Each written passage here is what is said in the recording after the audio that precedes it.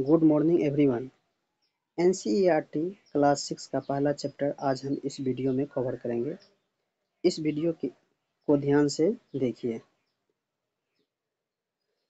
अध्याय 1 प्रारंभिक कथन। क्या, कब, कहाँ और कैसे।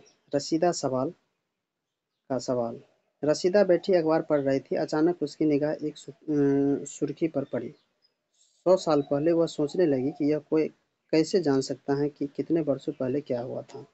कैसे पता लगा। यह जानने के लिए कि कल क्या हुआ था तुम रेडियो सुन सकते हो, टेलीविज़न देख सकते हो या फिर अखबार पढ़ सकते हो। साथ ही यह जानने के लिए कि पिछले साल क्या हुआ था तुम किसी से ऐसे व्यक्ति से बात कर सकते हो जिसे उस समय की स्मृति हो, लेकिन बहुत पहले क्या हुआ था यह कैसे जाना जा सकता है। अतीत के बारे में हम क्या जान सकते हैं। अतीत के बारे में बहुत कुछ जाना जा सकता है, जैसे लोग क्या खाते थे, कैसे कपड़े पहनते थे, किस तरह के घरों में रहते थे। हम आखेटक, शिकारी, पशुपालक, कृषक, शासकों, व्यापारी, पुरोहित, शिल्पकारों, कलाकारों, संगीतकारों या फिर वैज्ञानिक के जीवन के बारे में जानकारी हासिल कर सकते हैं। आखेटक मतलब शिकारी होता है, ठीक। यही नहीं है, हम यह भी पता कर सकते हैं कि उस समय बच्चे कौन से खेल खेलते थे, कौन से कहानी सुना करते थे, कौन से नाटक देखा करते थे या फिर कौन सी गीत गाते थे। अब प्रश्न आता है कि लोग कहाँ रहते थे। मानचित्र 1 पृष्ठ 2 में नर्मदा नदी का पता लगाओ। देखिए मानचित्र 1 इसमें है नर्मदा नदी, देखिएगा यहाँ, ठीक। कई लाख वर्ष पहले लोग इसी नदी के तट पर रहते थे। लोग सबसे पहले कहाँ रहते थे? नर्मदा नदी के तट पर। कब? कई लाख वर्ष पहले। यहाँ रहने वाले आरंभिक लोगों में से कुछ कुशल संग्राहक थे जो आसपास के जंगलों की विशाल संपदा से परिचित थे। अपने भोजन के लिए जड़ों, फलों तथा जंगल के अन्य उत्पादों का यहीं से संग्रह किया करते थे। ये जानवर का आखेटक शिकार भी करते थे। मतलब वहाँ जो लोग रहते थे तो अपना भोजन करने के लिए फल फूल इकट्ठा करते थे और आवश्यकता पड़ने पर जानवर का शिकार भी करते थे। अब तुम उत्तर पश्चिम की सुलेमान और कृथक पहाड़ी का पता लगाओ। इसी क्षेत्र में कुछ ऐसे स्थान हैं जहाँ लगभग 8000 वर्ष पूर्व स्त्री पुरुष ने सबसे पहले गेहूं तथा जौ जैसे फसलों को उपजाना आरंभ किया था। सबसे पहले गेहूं और जौ जैसी फसलों को कहाँ उपजाया गया? सुलेमान और कृथक पहाड़ी में, ठीक है। कब? तो 8000 वर्ष पूर्व। उन्होंने भेड़, बकरी, गाय, बैल जैसे पशुओं को पालतू बनाना शुरू किया। वे लोग गांव में रहते थे। उत्तर पूर्व में गौरव तथा मध्य भारत में विंध्य पहाड़ी का पता लगाओ। कुछ अन्य ऐसे क्षेत्र हैं जहां कृषि का विकास हुआ, जहां सबसे पहले चावल उपजाया गया। वे स्थान विंध्य क्षेत्र में स्थित हैं। ऐसा भी क्वेश्चन आ सकता है कि चावल कहाँ उपजाया गया, तो लिखेंगे विंध्य के उत्तर में, ठीक है। आगे देखिए। मानचित्र पर सिंधु तथा इसकी सहायक नदी का पता लगाने का प्रयास करो। सहायक नदी उन्हें कहते हैं जो एक बड़े नदी में मिल जाती हैं। लगभग 4700 वर्ष पूर्व इन्हीं नदियों के किनारे कुछ आरंभिक नगर फले फूले। सिंधु तथा इसकी सहायक नदियों के नजदीक में 4700 वर्ष पूर्व इसी नदियों के आरंभ में नगर फले फूले। गंगा व इसकी सहायक नदी के किनारे तथा समुद्र तटवर्ती इलाकों में नगरों का विकास लगभग 2500 वर्ष पूर्व हुआ। ऐसा भी क्वेश्चन कथन कारक में आ सकता है कि गंगा एवं इसकी सहायक नदी के किनारे समृद्ध तटवर्ती इलाकों में नगरों का विकास कब हुआ? तो 2500 वर्ष पूर्व हुआ। गंगा तथा इसकी सहायक नदी सोन का पता लगाओ। गंगा के दक्षिण में इन नदियों के आसपास के क्षेत्र में प्राचीन काल में मगध, वर्तमान बिहार के नाम से जाना जाता था। इसके शासक बहुत शक्तिशाली थे और उन्हें एक विशाल राज्य स्थापित किया था। गंगा के दक्षिण में नदी के आसपास का क्षेत्र प्रारंभिक काल में मगध के नाम से जाना जाता था, जो वर्तमान में बिहार है। और मगध का शासक जो था एक विशाल राज्य स्थापित किया था। ऐसा नहीं था कि वही विशाल राज्य था, और था जो अन्य हिस्सों में भी ऐसे राज्यों की स्थापना की गई थी। लोगों ने सदैव उपमहाद्वीप के एक हिस्से से दूसरे हिस्से तक यात्रा की। कभी कभी हिमालय जैसे ऊंचे पर्वत, पहाड़ी, रेगिस्तान, नदी तथा समुद्री के कारण यात्रा जोखिम भरी होती थी। फिर भी ये यात्रा उनके लिए असंभव नहीं था। अतः कभी लोग काम की तलाश में तो कभी प्राकृतिक आपदाओं के कारण एक स्थान से दूसरे स्थान जाया करते थे। कभी कभी सेनाएं दूसरे क्षेत्रों का विजय हासिल करने के लिए जाती थी। इसके अतिरिक्त व्यापारी कभी काफिले में तो कभी जहाजों में अपने साथ मूल्यवान वस्तु लेकर एक स्थान से दूसरे स्थान जाते रहते थे। धार्मिक गुरु लोगों की शिक्षा को सलाह देते हुए एक गांव से दूसरे गांव तथा एक कस्बे से दूसरे कस्बे जाया करते थे। कुछ लोग नए और रोचक स्थानों को खोजने की चाहत में उत्सुकता भी यात्रा किया करते थे। इन सभी यात्राओं से लोग की एक दूसरे से विचारों को जानने का अवसर मिलता था। ठीक है, देखिए साइड में कुछ इम्पोर्टेंट बात रहता है लिखल, उसको जान लेते हैं। कहाँ गया, देखिए दक्षिण एशिया, आधुनिक भारत।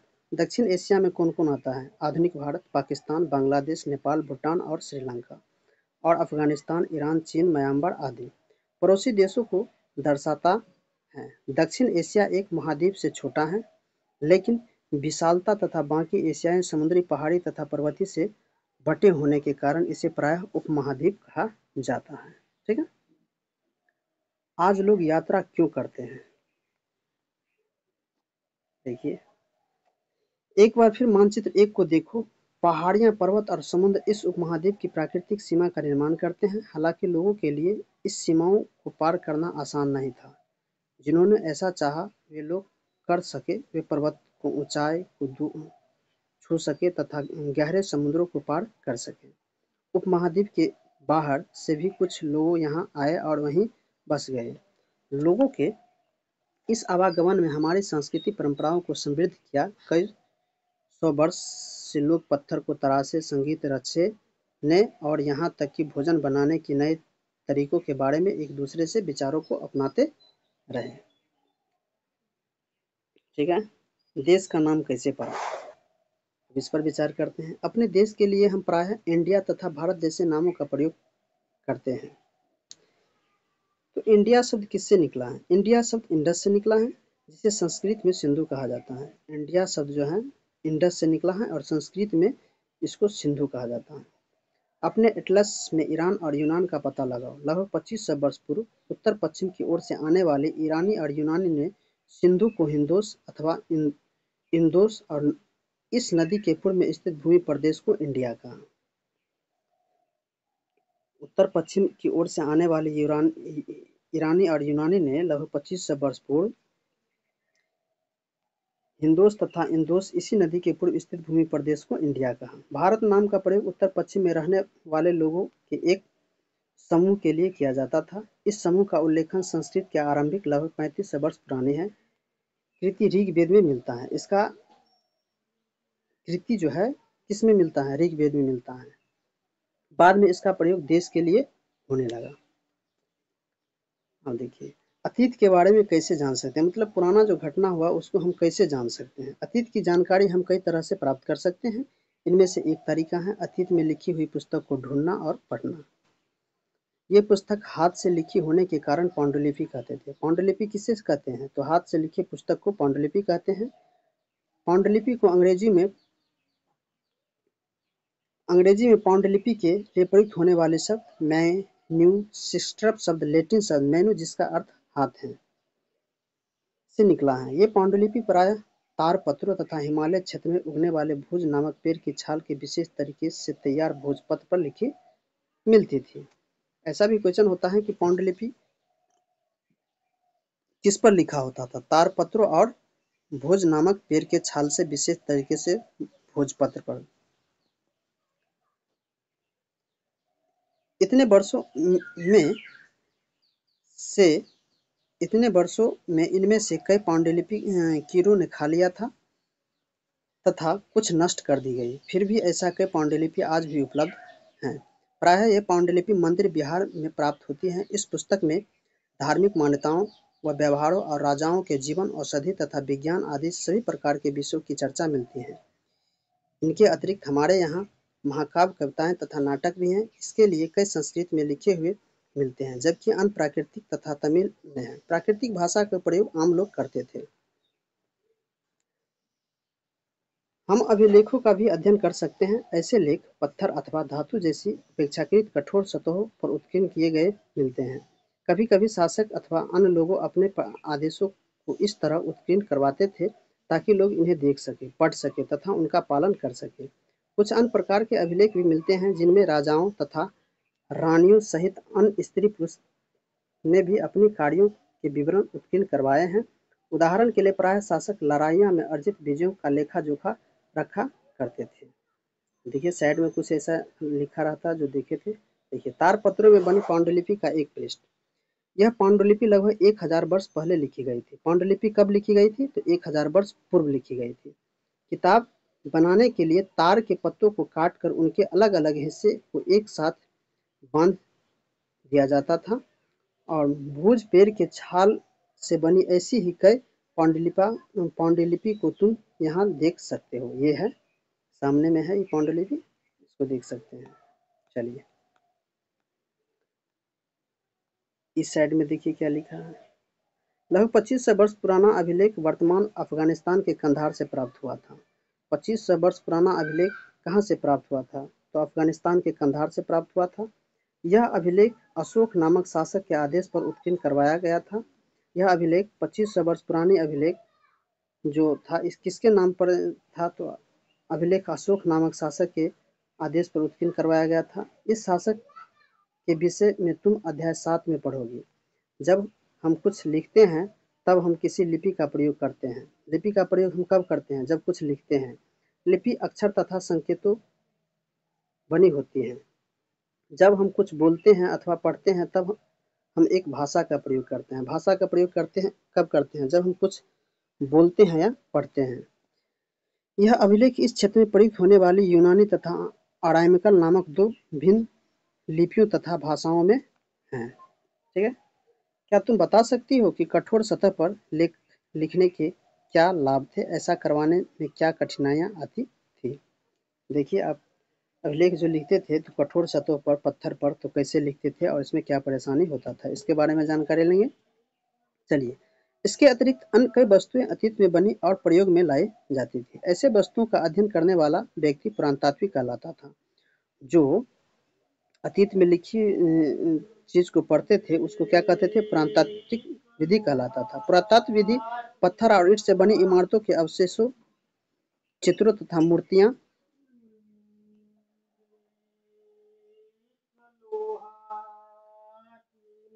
बाएं एक प्राचीन नगर से प्राप्त था। इस तरह के पात्रों का प्रयोग 4700 वर्ष पूर्व होता था। दाएं एक पुराना चांदी का सिक्का। इस तरह के सिक्कों का प्रयोग लगभग 2500 वर्ष पूर्व होता था। ठीक है, का अध्ययन करते हैं।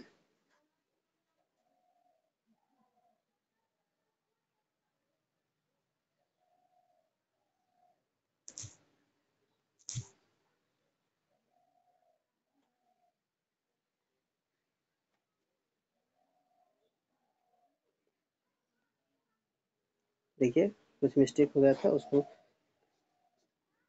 का अध्ययन करते हैं। वे हजारों हास्य बर्तनों और आभूषणों तथा सिक्कों की प्राप्ति के लिए छानबीन तथा खुदाई करते थे। इनमें से कुछ वस्तुएं पत्थर की, पक्की मिट्टी तथा कुछ धातुओं की बनी हो सकती।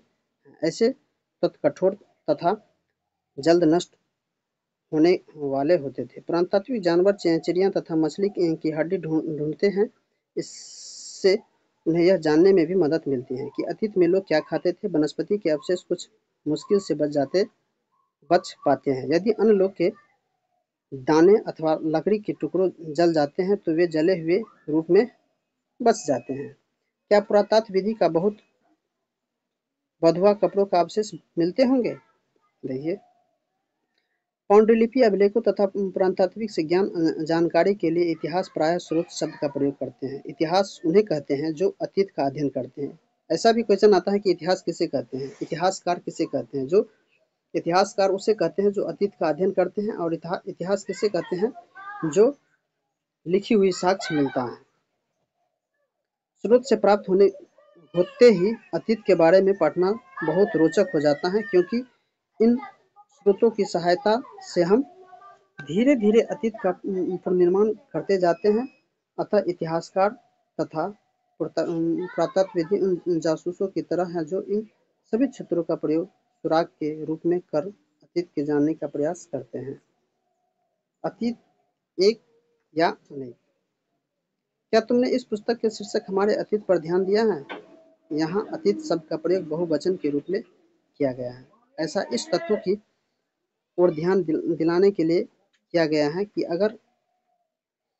है कि अलग-अलग समूहों के लोग के लिए इस अतीत की अलग-अलग मायने थे। उदाहरण के लिए पशुपालकों अथवा कृषकों का जीवन राजाओं तथा रानियों के जीवन से तथा व्यापारी के जीवन शिल्पकारों के जीवन से बहुत भिन्न था। जैसा कि हम आज भी देखते हैं, उस समय भी देश के अलग-अलग हिस्सों में लोग अलग-अलग व्यवहार और रीति-रिवाजों का पालन करते थे। उदाहरण के लिए आज अंडमान द्वीप के अधिकांश लोग अपना भोजन मछली पकड़कर, शिकार करके तथा फल-फूल को संग्रह द्वारा प्राप्त करते हैं। इसके विपरीत शहरों में रहने वाले लोग खाद्य आपूर्ति के लिए अन्य व्यक्तियों पर निर्भर करते हैं। इस तरह से भेद अतीत में भी विद्यमान थे।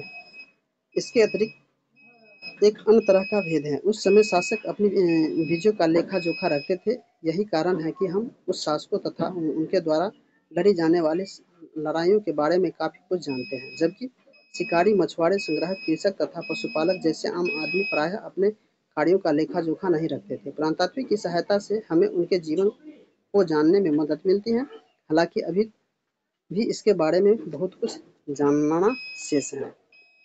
तिथि का मतलब। अब तिथि का क्या मतलब था? अगर कोई तुमसे तिथि के बारे में पूछे तो तुम शायद उस दिन की तारीख, माह, वर्ष जैसे 2000 या इसी तरह का कोई और वर्ष बताओगे। वर्ष की यह गणना ईसा धर्म प्रवर्तक ईसा मसीह के जन्म की तिथि से की जाती है। तिथि की गणना ईसा मसीह के जन्म की तिथि से किया जाता है, अतः 2000 वर्ष पहले का तात्पर्य ईसा मसीह के जन्म के 200 वर्ष के बाद से है। ईसा मसीह के जन्म के पूर्व की सभी तिथि ईसा पूर्व इसी से पहले रूप में जानी जाती हैं। इस पुस्तक में हम 2000 से अपना आरंभिक बिंदु बताते हुए वर्तमान से पूर्व तिथि का उल्लेखन करेंगे। तिथि का इतिहास का तिथि अंग्रेजी में बीसी, हिंदी ईसा पूर्व के तात्पर्य बिफोर क्राइस्ट ईसा पूर्व होती है। कभी कभी तुम तिथि से पहले एडी हिंदी में लिख पाती हो। यह एनोड्रोमी नामक दो लैटिन शब्दों से बना होता है। इसका तात्पर्य ईसा मसीह के जन्म के वर्ष से है। कभी कभी एडी के जगह सीई तथा बीसीई के जगह बीसीई का प्रयोग होता है। सी अक्षरों का प्रयोग कॉमन एरर तथा बीसीई का बिफोर कॉमन एरर के लिए होता है। हम इन शब्दों का प्रयोग इसलिए करते हैं क्योंकि विश्व के अधिकांश देशों में अब तक कैलेंडर का प्रयोग समान हो गया। भारत में तिथि के इस रूप का प्रयोग लगभग 200 वर्षों पूर्व आरंभ हुआ था। कभी कभी अंग्रेजी में बीपी अक्षरों का प्रयोग होता है, जिसका तात्पर्य होता है बिफोर प्रोजेक्ट, वर्तमान से पहले। पृष्ठ 3 पर दो तिथि हैं, इनका पता लगाओ। इनके लिए तुम किस अक्षर समूह का प्रयोग कर सकते हैं? पृष्ठ में जाइएगा, देख लीजिएगा, यहाँ कुछ क्वेश्चन है, सम्मिलित करें मतलब मिलान कीजिएगा। ठीक है, इसके साथ